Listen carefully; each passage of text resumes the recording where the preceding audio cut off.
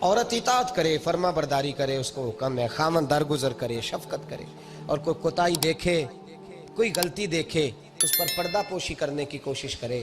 یاد رکھیں اعلیٰ حضرت فاضل بریلوی رحمۃ اللہ علیہ فرماتے ہیں جو مردان خدا ہے، جو اللہ کے بندے ہیں، جو مردان خدا ہے، فرمایا ان کا طریقہ تو یہ ہے کہ وہ اپنے گھر والوں کی بڑی بڑی غلطیاں معاف کرتے ہیں، بڑی بڑی کوتاہیاں، بڑی بڑی۔ حضرت ابو الحسن رحمۃ اللہ تعالیٰ علیہ، جناب ابو الحسن خرقانی بہت بڑے درویش صوفی گزرے اور صاحب بصیرت اور زندہ اور بیدار مغز صوفی تھے، صرف ہو والے صوفی نہیں تھے۔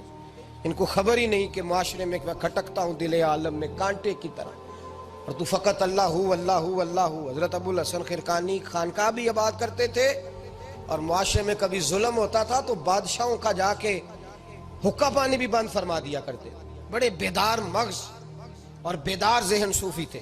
حضرت باجید بستامی رحمۃ اللہ علیہ کے سجادہ تھے، اور محمود غزنوی آپ کا مرید تھا۔ اب بہت صاحب بصیرت بادشاہ ہوا ہے، وہ آپ کا خدمت گزار تو حاضر ہوتا تھا۔ محمود غزنوی کہتے ہیں جب میں پہلے دن گیا تو بابا جی مجھے اٹھ کے نہیں ملے، بیٹھے بیٹھے سلام کیا، واپس آنے لگا تو مجھے چھوڑنے آئے میری سواری تک، تو میں نے کہا حضرت جی جب آیا تھا تو پوچھا بھی نہیں اور اب چھوڑنے آ گئے؟ تو فرمانے لگے جب تو آیا تھا تیرے اندر تکبر تھا، تو کہتا تھا مولوی بادشاہوں کو اٹھ اٹھ کے ملتے ہیں اس لیے نہیں ملا، اور اب تو سوچ رہا ہے کہ نہیں سارے مولوی ایک طرح کے نہیں ہوتے، اس لیے میں تیری عزت دینا تیرے لیے ضروری سمجھا ہے، اس لیے تجھے چھوڑنے آیا ہوں۔ حضرت ابو الحسن بڑے صاحب بصیرت آدمی۔ ایک آدمی یمن سے آیا کئی 100 کلومیٹر کا سفر طے کر کے ملنے، اس نے دروازے پہ دستک دی، حضرت کے گھر کے دروازے، بادشاہ کے پیر ہیں۔ اندر سے بی بی صاحبہ بولی کون ہے دروازے پہ؟ فرمایا میں یمن سے آیا ہوں یا مصر سے آیا ہوں، بڑی دور سے ملاقات کرنی ہے۔ حضرت صاحب کدھر ہیں؟ تو بی بی کہنے لگی تجھے بھی کوئی کام نہیں جس طرح اسے کوئی کام نہیں، تو بھی فارغ ہے اس کی طرح، بس یہی اللہ ہو اللہ ہو، یہی ڈیوٹی ہے تیری بھی۔ میں نے کہا یار اتنا بڑا صوفی اور گھر میں اس کا کیا حال ہے، وہ بات کرنے والی؟ تو میں نے کہا جناب حضرت کدھر ہیں؟ تو کہنے لگی وہ کوئی جنگل میں بیٹھا اللہ اللہ کر رہا ہوگا، نہ بچوں کی فکر نہ گھر بار کی فکر، مسئلوں سے بھی پیٹ بھرتے ہیں کبھی، ادھر بیٹھا ہوگا، جا ملنا ہے تو بھی چلا جا، دوبارہ دروازے پہ دستک نہ دینا خبردار۔ کہتے ہیں میرے وہ جو میں ایک ذائچہ بنا کے آیا تھا نا اللہ کے ولی کا، وہ میرا سارا ہی ٹوٹ گیا۔ میں نے کہا کچھ نہیں یار، جس کا گھر حال نہیں تو باہر کیا ہوگا، اندر ہی کوئی طبیعت نہیں۔ لوگ فٹافٹ اعتراض کرتے ہیں، کہتے ہیں صاحب فلاں بندے کو نہیں صحیح کر سکے تو، حالانکہ یہ بات اور ہے، یہ پہلو اور ہے۔ نوح علیہ السلام کی بیوی اگر کافر رہ جائے، بیٹا اگر غیر مسلم رہ جائے تو یہ حکمت الہی ہوتی ہے، یہ اللہ پاک کی حکمت ہوتی ہے، حکمت ہوتی ہے۔ اس میں پیغمبر کی تبلیغ میں کوئی اعتراض نہیں کیا جا سکتا۔ اس نے کہا جنگل میں ہوں گے تو بھی چلا جا۔ کہتے ہیں وہ جو میرے ذہن میں ان کا زاویہ تھا، وہ جو ایک شخصیت کا روپ میں بنا کے وہ تو نکل گیا، لیکن میں نے کہا چل اتنی دور سے آیا ہوں بابے سے میل ہی لیتا ہوں، شام ہو گئی ہے رات بھی رہنا ہے۔ کہتے ہیں میں نے جنگل کی طرف منہ کیا تو حضرت جنگل سے آ رہے تھے اور شیر پہ بیٹھے ہوئے تھے، شیر پہ بیٹھے تھے۔ فرماتے ہیں پھر میرے دل میں خیال آیا، میں نے کہا بی بی قابو آتی نہیں اور شیر کو قابو کیا ہوا ہے۔ پھر وسوسہ آیا اتقوا فراست المومن فإنہ ینظر بنور اللہ، رواہ ترمذی او کما قال صلی اللہ علیہ وسلم۔ اللہ کے رسول فرماتے ہیں مومن کی فراست قلبی سے ڈرو، وہ تو اللہ کے نور سے دیکھا کرتا ہے، اللہ کے دیے ہوئے نور سے دیکھتا ہے۔ اللہ اکبر۔ جب یہ بات سنی نا اس نے، کہتے میں نے دل میں سوچی تو حضرت میرے دل کی بات جان گئے اور فرمانے لگے او بھائی، کہتے میں نے کوئی حال بتایا نہیں، خود ہی فرمانے لگے میاں اس کے اندر صرف ایک ہی غلطی ہے کہ وہ زبان کی ٹھیک نہیں، بستر کی بڑی پاک ہے، نظر کی بڑی پاک ہے، کردار کی بڑی اچھی ہے، میرے بچوں کو پالتی ہے، بس زبان کی ذرا ٹھیک نہیں۔ اور فرمانے لگے میں اس نتیجے پہ پہنچا ہوں اگر میں نے اسے نکال دیا تو اور کوئی رکھے گا نہیں، بیچاری زندگی ساری پریشانی میں گزار دے گی، اور پھر اگلے لفظ کہے تو حد ہو گئی۔ فرمانے لگے میں اس بد زبان سے اس نے سلوک کرتا ہوں، اللہ نے یہ بے زبان مخلوق میری فرما بردار بنا دی ہے۔ فرمایا یہ میرے وظیفوں چلوں عبادتوں سے نہیں آیا شعر، یہ اس بد زبان سے اس نے سلوک کرتا ہوں تو رب نے یہ بے زبان مخلوق میری، اب یہ گنجائش یہ حکم خامن کے لیے ہے. یہ تقریر سن کے بی بی نہ کہہ دے کہ میں نے بد زبان ہونا ہے تو آپ فرما برداری کریں میری. تو یہ جس کے لیے بات ہو اسی تک رہے. خامد کو حکم ہے کہ اگر کوئی کوتاہی ہے تو اس کوتاہی کی پردہ پوشی کرے. گھر جو ہوتا ہے نا، گھر کچھ چیزیں اجازت نہیں دے رہی میری کہ میں کچھ اور بات آپ سے کروں، کچھ آپ کو نیند بھی آ رہی ہے. دیکھیں، پورا وجود سلامت ہو اور اندر روح نہ ہو تو بندہ زندہ رہ سکتا ہے؟ جڑے نہیں بولے انہیں رہ لینا میرا خیال. وجود ہو سارا سلامت ہے لیکن روح سلامت، بندہ بچ جائے گا؟ بولے نا یار. جنہیں نیند آ رہی ہو بولو. نہیں نہ رہ سکتا. پورے گھر میں ہر شے ہو، ذمہ داری سے بات کر رہا ہوں، پورے گھر میں ہر شے موجود ہو، اگر گھر میں دین نہ ہو تو گھر چلتا نہیں چل سکتا. جس گھر میں نماز نہ ہو وہ گھر نہیں چلتا، جس میں قرآن پاک نہ ہو وہ گھر. اس لیے کہ دین روح ہے. دین، اگر گھر میں دین نہیں تو گھر چل سکتا؟ سن لے حدیث پاک ترمذی شریف کی، نبی کریم علیہ الصلوۃ والسلام. یہ بھی حق ہے. یہ آخری بات اس عنوان پہ سنیں، یہ حق آخری ہے، اس کو بھی سمجھیں. ترمذی شریف میں نبی پاک علیہ السلام نے فرمایا، دعا دی حضور نے. نبی پاک فرماتے ہیں اللہ اس بی بی کو جزائے خیر دے، اللہ اس پہ رحم فرمائے جو سویرے اپنے خامد کو نماز کے لیے جگاتی ہے اور اگر نہ اٹھے تو پانی ڈال کے جگاتی ہے. اور فرمایا اللہ اس خامد پر رحم کرے جو سویرے اپنی بیوی کو نماز کے لیے جگاتا ہے اور اگر نہ اٹھے تو پانی ڈال کے جگاتا ہے. رحم کرے. سب سے زیادہ حق میاں بیوی کا ایک دوسرے کے ساتھ یہ ہے کہ انہیں دیندار بنائے.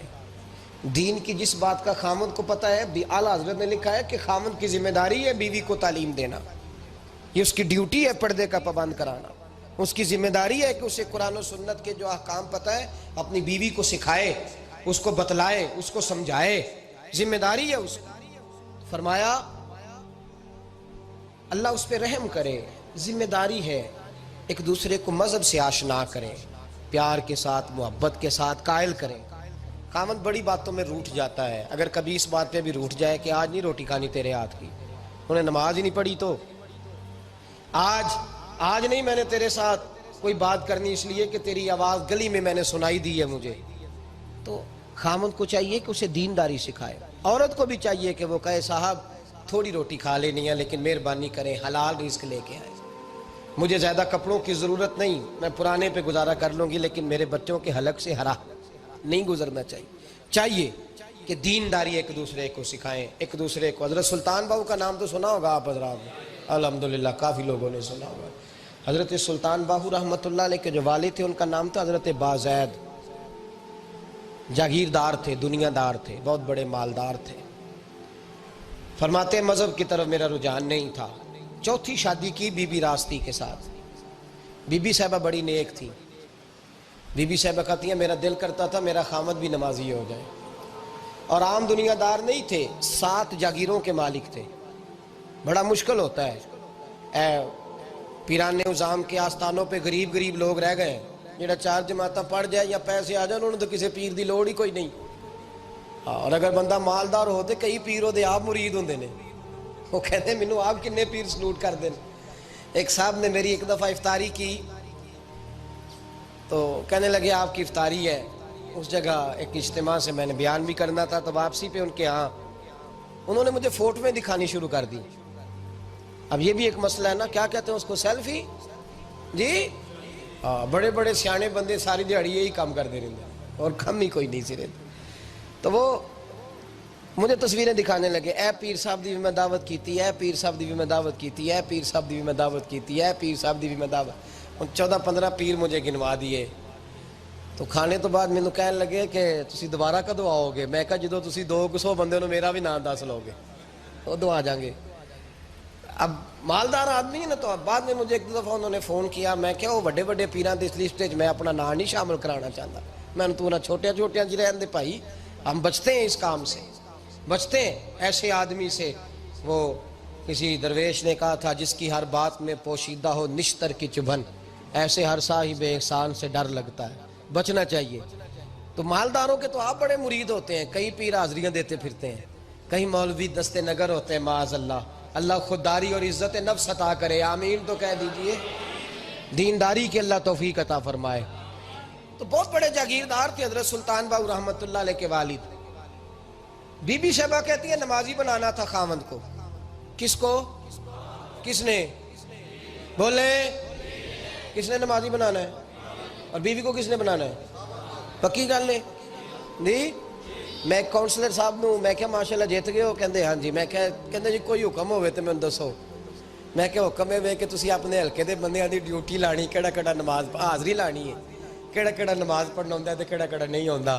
کہنے لگے بڑے سیانے نکلے ہو، پہلا مینوں ہی وسیتے واڑ چھڑیا جی، میں جاؤں گا تے دوجیاں دی حاضری لاں گا نا۔ تو خاوند نمازی بنائے گا بیوی کو تو اس سے پہلے خود بنے گا تو بنائے گا نا جی۔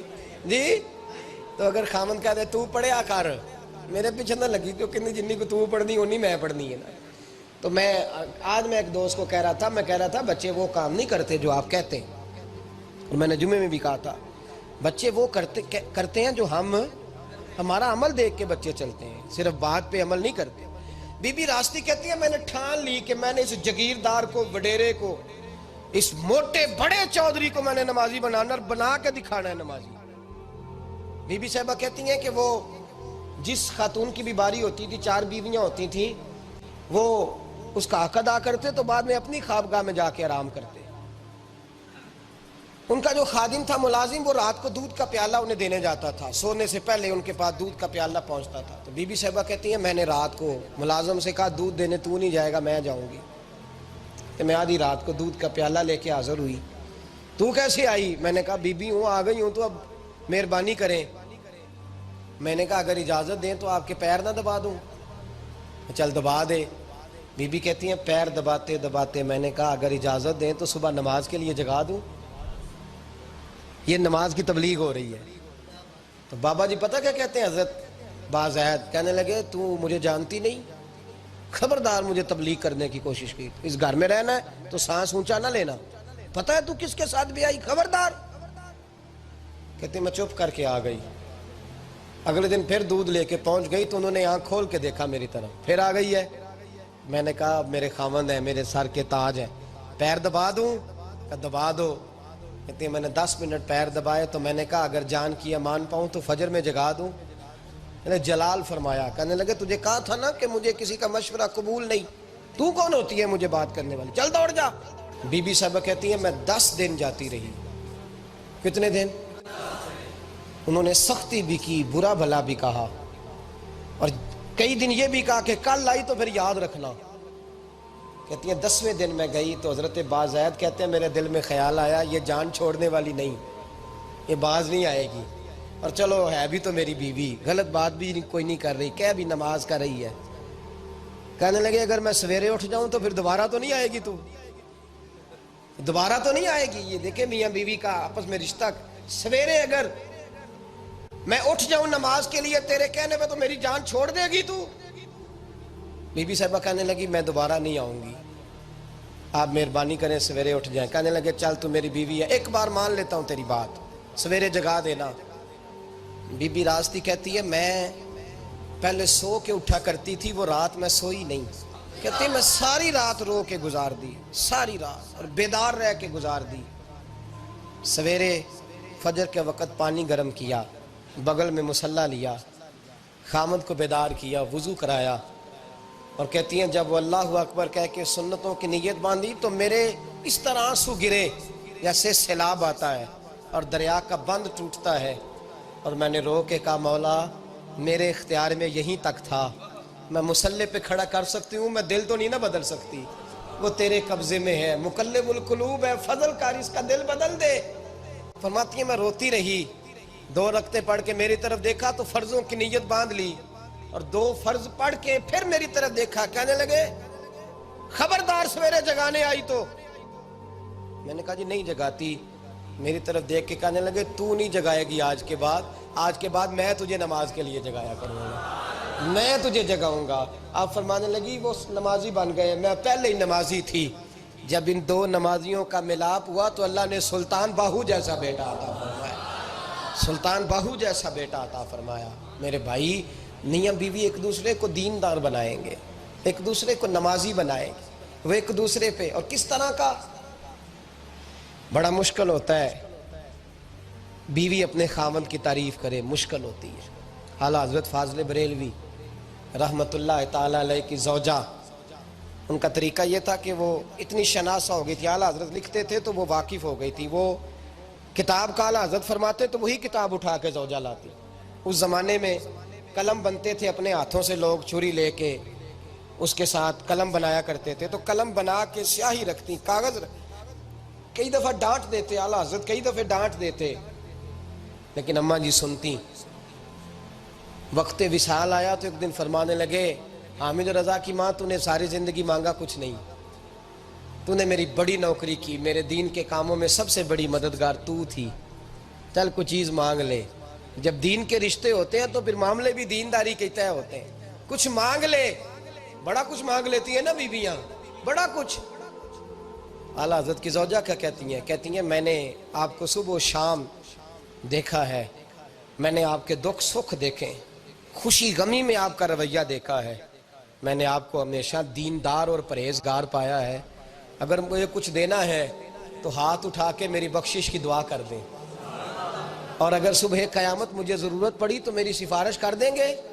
اعلیٰ حضرت رو پڑے، یہ دینداری کے رشتے ہیں، رو پڑے، فرمانے لگے تیرے ساتھ وعدہ ہے، مصطفیٰ کریم صلی اللہ علیہ وسلم کے صدقے احمد رضا جب جنت میں جائیں گے تو تجھے ساتھ لے کے جنت میں جائیں گے، ساتھ لے کے جائیں گے۔ تو بھائی دینداری بنائیں، ہن لباس لکم وانتم لباس لہن، وہ تمہارا لباس ہے اور ان کا لباس ہو۔